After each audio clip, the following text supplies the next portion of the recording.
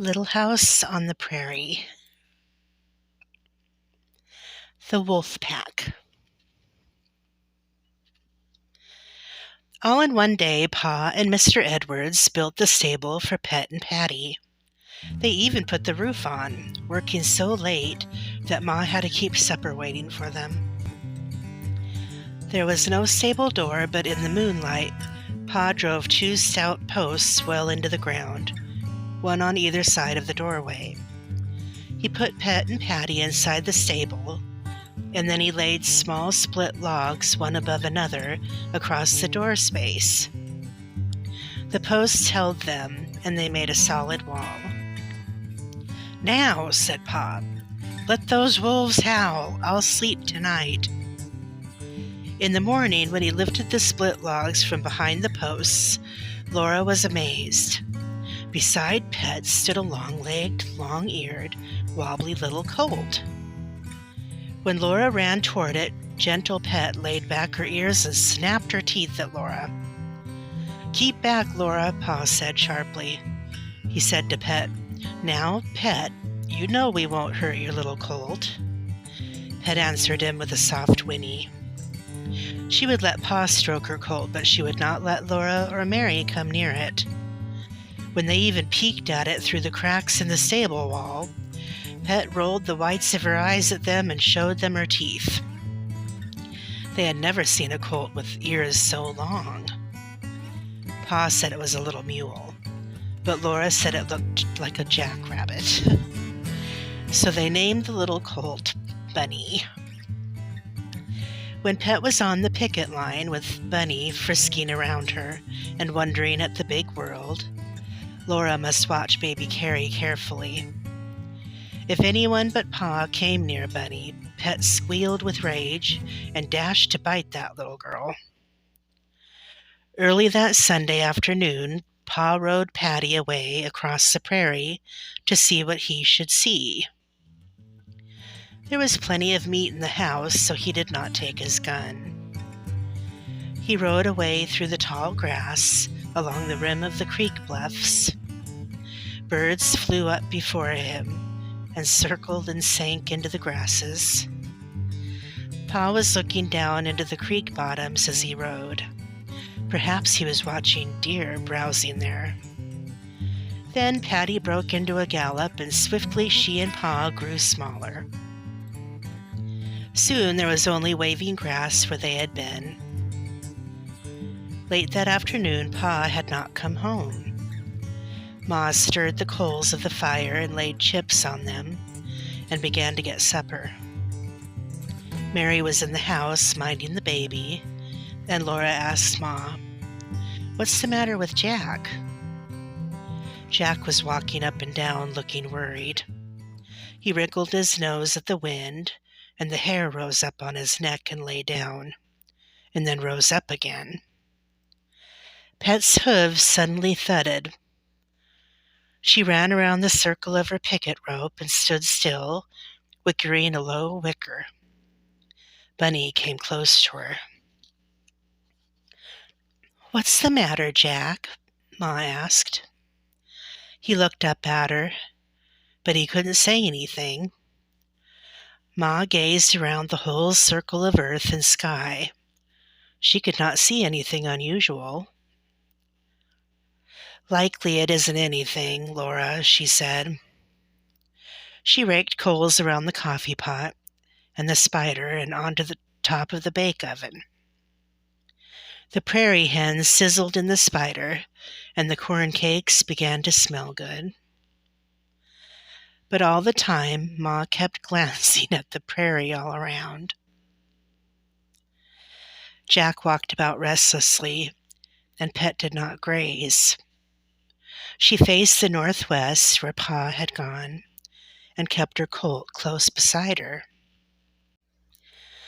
All at once, Patty came running across the prairie. She was stretched out, running with all her might, and Pa was leaning almost flat on her neck. She ran right past the stable before Pa could stop her. He stopped her so hard that she almost sat down. She was trembling all over, and her black coat was streaked with sweat and foam. Pa swung off her. He was breathing hard, too. "What is the matter, Charles?" Ma asked him.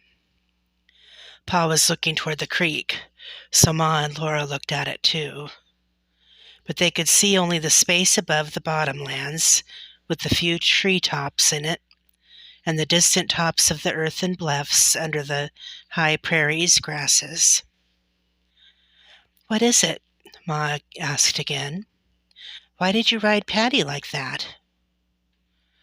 Pa breathed a long breath. "I was afraid the wolves would beat me here, but I see everything's all right." "Wolves?" she cried. "What wolves?" "Everything's all right, Carolyn," said Pa. "Let a fellow get his breath." When he had got some breath, he said, "I didn't ride Patty like that. It was all I could do to hold her at all. 50 wolves, Carolyn, the biggest wolves I ever saw. I wouldn't go through such a thing again, not for a mint of money." A shadow came over the prairie just then because the sun had gone down, and Pa said, "I'll tell you about it later." "We'll eat supper in the house," said Ma. "No need of that," he told her. "Jack will give us warning in plenty of time." He brought Pet and her colt from the picket line. He didn't take them and Patty to drink from the creek, as he usually did. He gave them the water in Ma's wash tub, which was standing full, ready for the washing next morning.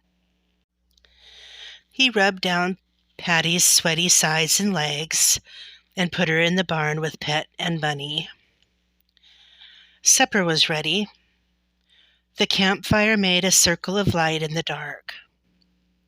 Laura and Mary stayed close to the fire and kept baby Carrie with them. They could feel the dark all around them, and they kept looking behind them at the place where the dark mixed with the edge of the firelight. Shadows moved there as if they were alive. Jack sat on his haunches beside Laura. The edges of his ears were lifted, listening to the dark. Now and then he would walk a little way into it. He walked all around the campfire and came back to sit beside Laura. The hair lay flat on his thick neck, and he did not growl. His teeth showed a little, but that was because he was a bulldog. Laura and Mary ate their corn cakes and the prairie hen's drumsticks, and they listened to Pa while he told Ma about the wolves. He had found some more neighbors. Settlers were coming in and settling along both sides of the creek. Less than 3 miles away, in a hollow on the high prairie, a man and his wife were building a house. Their name was Scott, and Pa said they were nice folks. 6 miles beyond them, 2 bachelors were living in one house. They had taken 2 farms and built the house on the line between them. One man's bunk was against one wall of the house, and the other man's bunk was against the other wall. So each man slept on his own farm, although they were in the same house, and the house was only 8 feet wide. They cooked and ate together in the middle of the house. Pa had not said anything about the wolves yet. Laura wished he would, but she knew that she must not interrupt when Pa was talking. He said that these bachelors did not know that anyone else was in the country. They had seen nobody but Indians, so they were glad to see Pa, and he stayed there longer than he had meant to. Then he rode on, and from a little rise in the prairie, he saw a white speck down in the creek bottoms.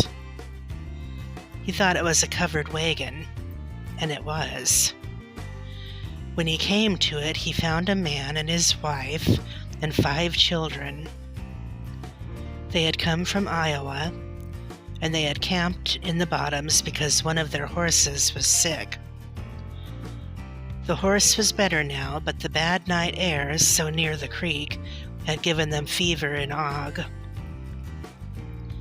The man and his wife and the 3 oldest children were too sick to stand up. The little boy and girl, no bigger than Mary and Laura, were taking care of them. So Pa did what he could for them, and then he rode back to tell the bachelors about them. One of them rode right away to fetch that family up on the high prairie, where they would soon get well in the good air. One thing had led to another until Pa was starting home later than he had meant. He took a shortcut across the prairie, and as he was loping along on Patty, suddenly out of a little draw came a pack of wolves. They were all around Pa in a moment.